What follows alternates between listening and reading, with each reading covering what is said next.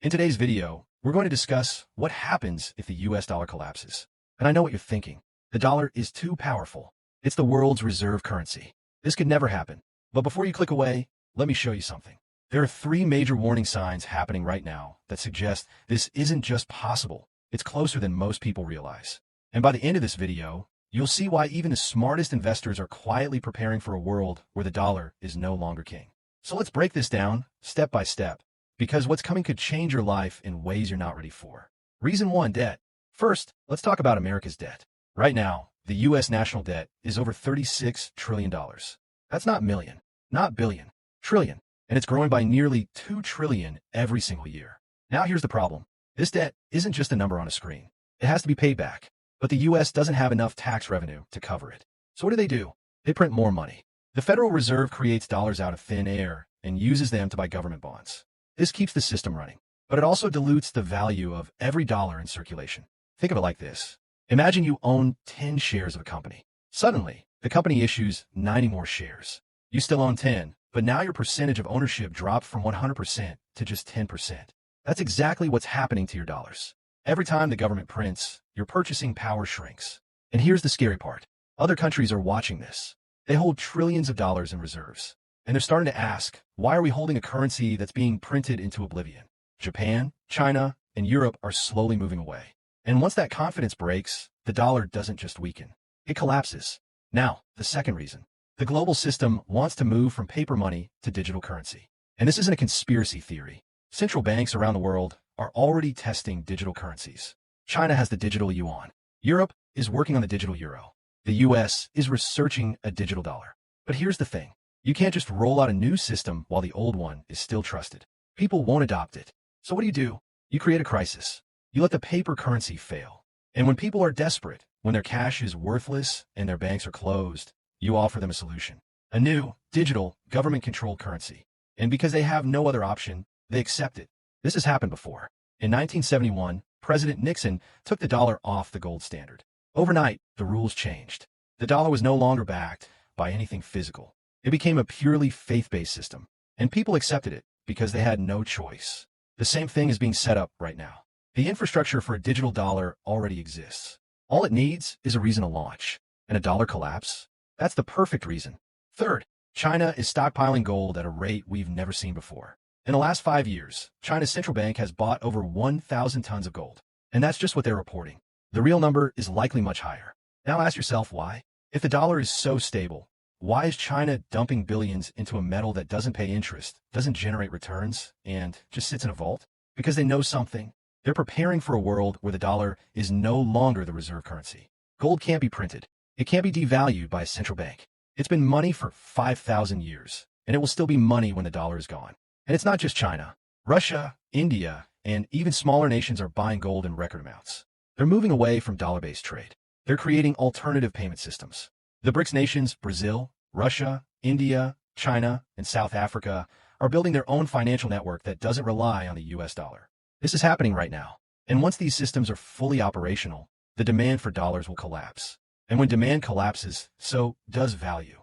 Historical context. Now, if you think this can't happen to a major currency, let me remind you.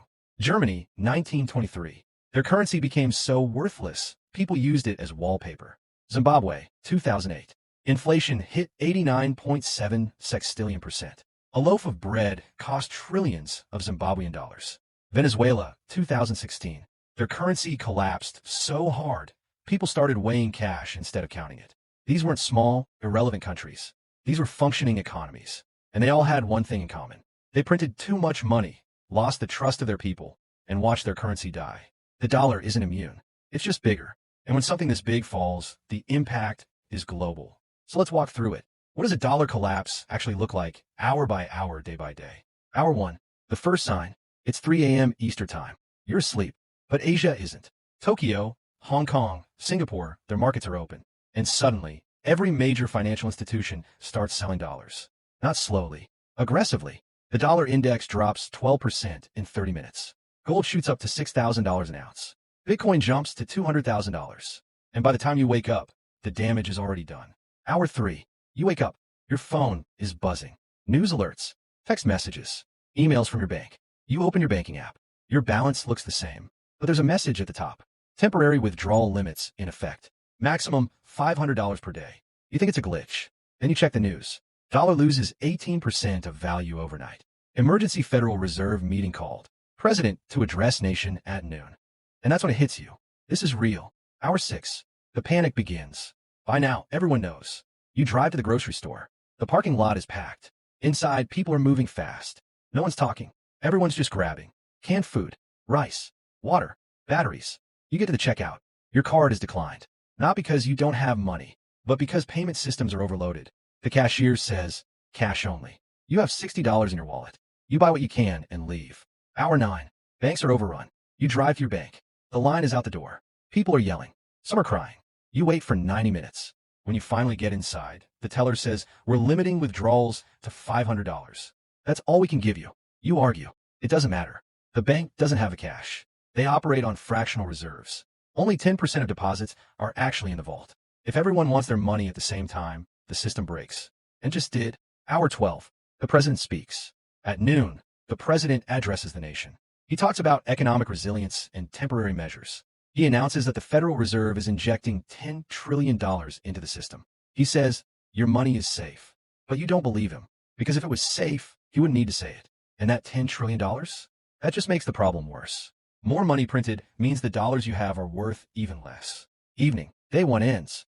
By the end of the first day, gas is $18.50 a gallon. Groceries that cost $100 yesterday now cost $300. Your retirement account is down 50%. Your savings? Same number, but worth half. You go to bed, but you don't sleep because you know tomorrow will be worse. Day 3. The new reality. Banks are still closed. ATMs are empty. Grocery stores have security guards. Some are only accepting gold, silver, or foreign currency. Credit cards don't work. Online payments are frozen. Your paycheck hits your account, but you can't access it. And even if you could, what would it buy? Day 7. 1 week in, the government announces a new currency, a reformed dollar. They say you have 30 days to exchange your old money. The conversion rate? $10 old for one new one. Your $50,000 in savings just became $5,000. People protest. Some cities see riots. Police are overwhelmed. The National Guard is deployed. Day 15. 2 weeks in, barter becomes normal. People trade food for gasoline, skills for medicine. Money, as you knew it, no longer matters. What matters is what you can do. Can you fix things? Grow food? Provide security? If yes, you have value. If no, you're invisible. Day 30. 1 month in, some areas stabilize. Rural towns with farms and water are doing okay. Cities are not. Supply chains are broken. Power is intermittent. Hospitals are only treating emergencies. And the government? They're focused on maintaining control, not helping people. You realize the world you knew is gone, and it's not coming back. So let me ask you this. Do you think the dollar could actually collapse? And if it does, do you want to know how to survive it? What steps you should take right now to protect yourself and your family? If yes, then comment below and let me know. Because in the next video, we're going to cover exactly that.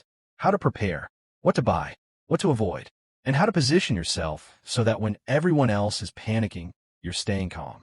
This is Capitology Labs, and we don't just talk about problems. We give you solutions. So hit that subscribe button, turn on notifications, and I'll see you in the next one.